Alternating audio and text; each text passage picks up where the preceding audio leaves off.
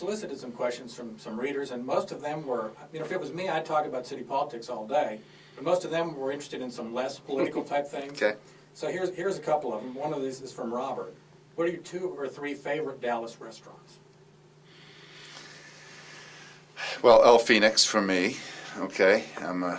You find you at El Phoenix on Friday night or something? Yeah, actually, you found me there Saturday night. This Saturday night for a steak place. I like Albernays and probably Calle Dolce too. So That's 3. That's good. Those 3. Yeah, I'm a Gloria's guy, and I wish that they didn't have so many of them. They look all the same, but I think they really do a good job. And the one in Lower Greenville is probably my number 1 most frequently eaten at restaurant. So you're inside or outside?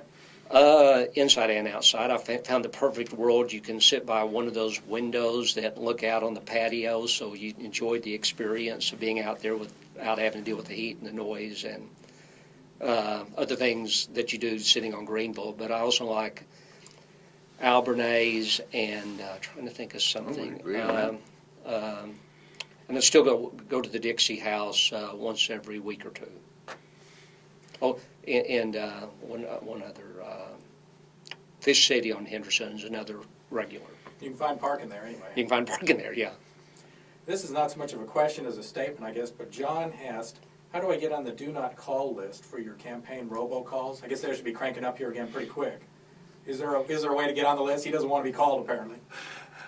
I don't know. I've wondered that myself at times, and I think you don't vote, which is not a good answer. Okay. You made the mistake of voting. Yeah, which is not good because you do have these elections. Everybody calls everybody.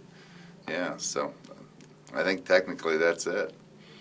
Yeah, I've often thought that myself, how I managed to get so many of those phone calls from so many different candidates.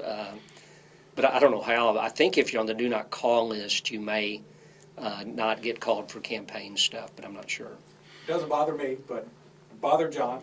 It's one last question. If you don't win the election, what are you going to do?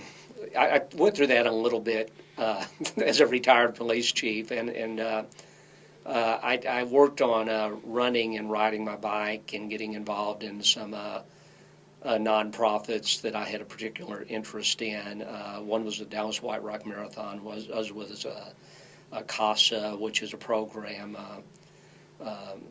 trying to provide advocates for juveniles in the criminal justice system, somebody who'll look after their interest and make sure that their interests are protected if they work their way through the juvenile justice system. I will plan to go back to my paying jobs that I've got. I've left those because I thought public service was the right thing for my family and myself to do.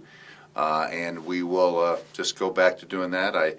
There's no question that I've gotten really energized about what we as a community can do in education. And I think we've got a moment of truth here in the next few years for the city of Dallas to do that. And I would like to give more and more of my time in that. But I will be running businesses and making investments.